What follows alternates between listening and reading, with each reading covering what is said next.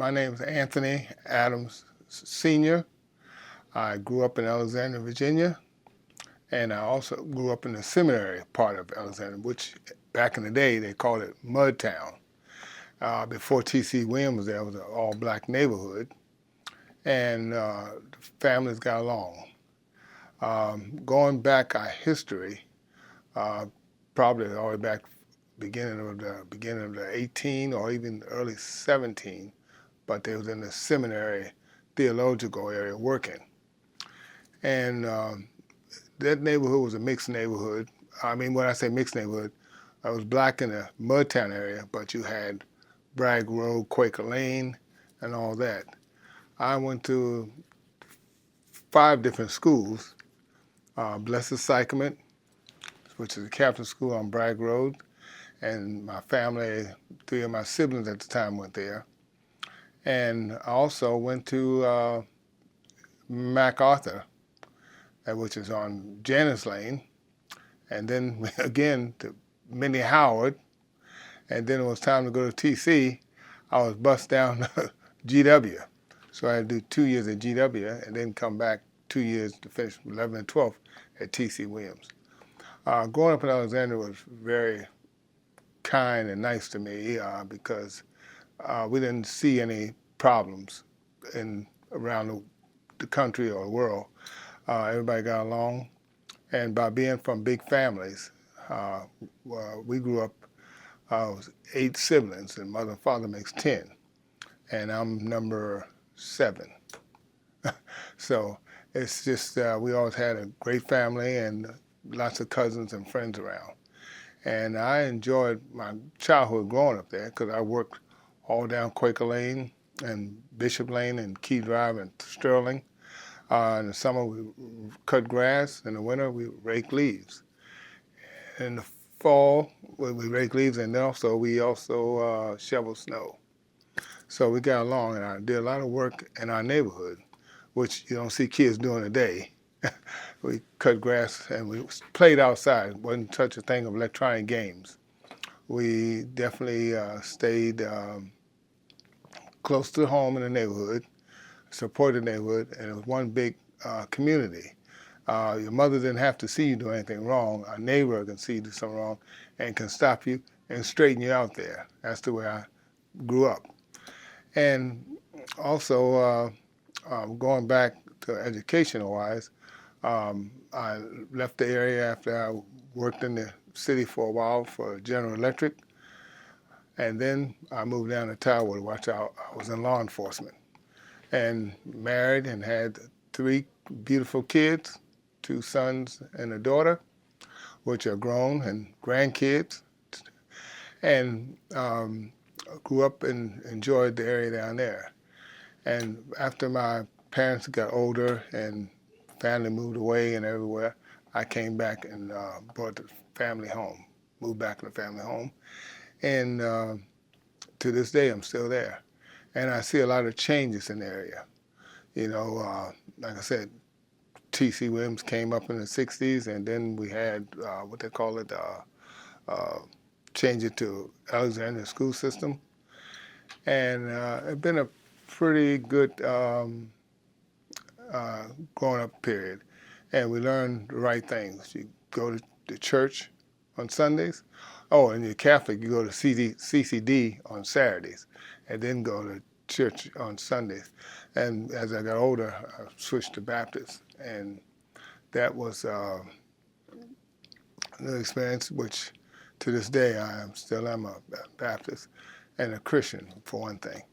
And you just learn to treat people right, and that's the way we grew up. And like I said, everybody really got along. If you got a little scuffle on the playground, on a basketball court, it was all fists and fighting, and that was it. 4 hours later, you're playing with the same person you're fighting, your friends, and the next day, you go into their house, getting them outside to play kickball or baseball. So it was very, very enjoyable growing up in the area. And you learn a lot from the elders. The elders always told you the old story, which might have happened back in the 20s and 30s and stuff. And my father, which was a World War II veteran, And he told me a lot about his growing up, which he said it wasn't all this building stuff around, mostly a rural area. And they had gardens, farmed, and even had some livestock, ducks, chickens, and I know a couple of people had goats. I didn't remember the goats that we had. My sister and brothers did because they had it before. And but we had a lot of animals. We always had dogs and cats that stayed outside, and we just enjoyed playing in the Seminary Woods, which is the theological center in the Episcopal High School.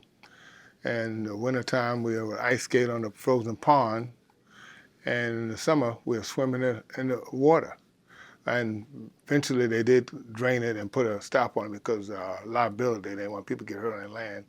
And most of the young children worked, teenagers worked at the seminary theological, which I did. I worked on both sides, the Episcopal side and the seminary side.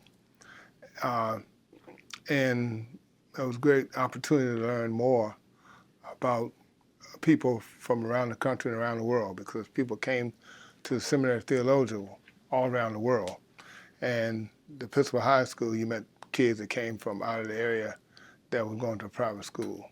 So that helped me a lot. And I might be rambling a little bit, but I would say the main thing I took from all that you learn how to treat people, live honestly, do honest days work, enjoy life. And I taught that to my kids, to do the same, respect everybody. It wasn't no thing about color. If a person's old enough to be your parents, it was yes, sir, or yes, ma'am. I don't care if they were green, yellow, or white or black, you respect your elders. And you also, at the time, you hold the door for a person that's coming out of a store, which you don't see that today.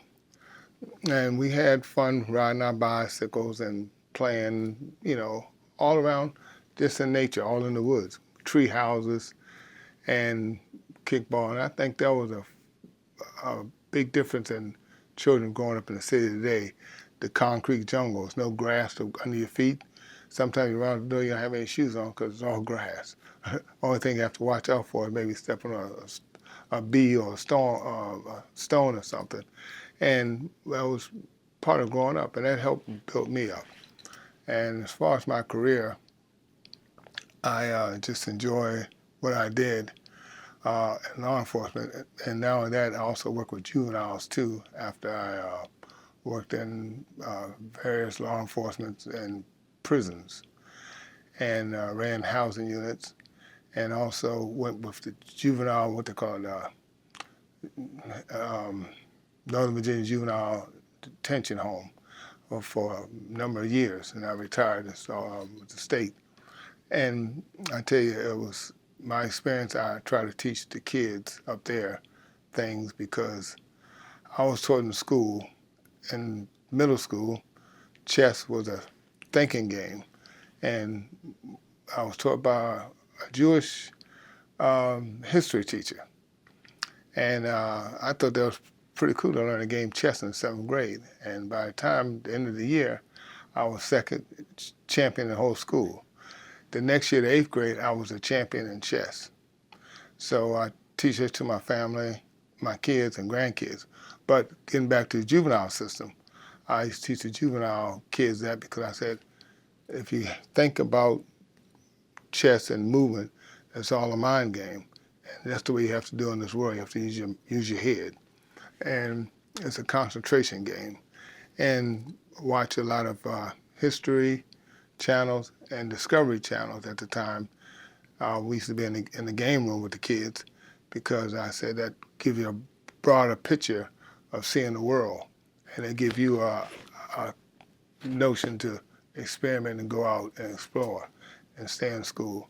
You had a problem making a mistake, but you can always change that by doing better, because you learn from your mistakes and you won't go back in the same thing. So I enjoyed helping the young kids when I was working in law enforcement. And again, it comes from the upbringing, not only parents, but the community. And I enjoyed it. And we had good friends, which was, I mentioned Dr. Carroll. He was our family doctor. And his family and I, his family, we all went to school together. Some went to school with my older brothers and sisters. And I went to school with a few of his kids. One was younger brother David. The younger sibling was David. And also Megan Carroll Bias. She's the governor, the congressman's wife. And then we had people like Carrie Donnelly, who was the former mayor here. He also went to school, and I went to school with his brother Scott. My brother and sister went to school with Carrie Donnelly. So we just had a really nice, well, I think Carrie was more with my brother Paul, but we had a real nice time, and my sister was in school with the Dwyers. They had the plumbing company for a number of years off Seminary Road. And we just had a great time. I had the, most people don't have the chance. I had the experiences being on this side of the street and on this side of the street growing up, so I took a lot in. And I enjoyed it. I would say, like I said, Arnold Goldberg, when I went in the 7th grade, that taught me a lot about history. And oh, by the way, I was very good in history. I thought about being a history teacher, but as you get older, things change. He was a good impact on my life, you know, to do right and don't be, not a bully, but, you know, be calm and be polite to people. But the major person was Mr. Weber. He was a history teacher and a world history teacher, and then they had the Black history at T.C. Williams in the 70s, and he was a major impact. He came from Louisiana, and he also went in the military and came out and went to school and started teaching. And he taught me a lot about history, ancient, present, and also a lot about Black history. I learned a lot. I used to stay after school sometimes just to really soak up like a sponge the knowledge he had. And that was a great impact in my life for telling me different things. And like I said, my parents, my mother also was from Louisiana, so it made sense. She was full-blooded Creole. And when she came up here, she was young, because she met my father in World War II and came to this area. He brought her back home. And she had to adapt to being from around the French Quarters and parts of New Orleans and Baton Rouge, and then came here and living a different life. I took French in school, but I can't understand Creole because it's broken down a little bit. When they talk fast, you can't. Some things you can pick up, but some things you cannot. And that was a good thing growing up and learning a lot about how the Creole dishes, the stuff they made, and how they fixed. And my father taught me a lot about the outside. So I know I'm jumping back and forth, but I just enjoy that. And I spent a lot of time with my kids camping when they was young, take them to Luray cabins and all through the mountains of the skylines and beaches around, and you know, different places around the country, Disney World and stuff. So they had a lot of exposure. And my youngest son, that's commanding military, he traveled the world, and he's doing well and stationed up in New London, Connecticut. My daughter's in Atlanta, which is graduated from Hampton University and also from, I forgot the name of the school, Savannah State. And my son went to Hampton, another son went to Hampton, and also Virginia Tech, Masters. My one in the military went to Old Dominion, and also the Naval War College in New London, in Rhode Island, and also had another master's from George Mason. So, and right now he's instructing, teaching the officers up at the Coast Guard Academy War College up there in New London, Connecticut, which I've been many times and I enjoy the area. It's really nice up there. So I think I had a pretty good life and passed it down to my kids. And my Wife is a career government worker, Department of Defense, and she traveled the world also.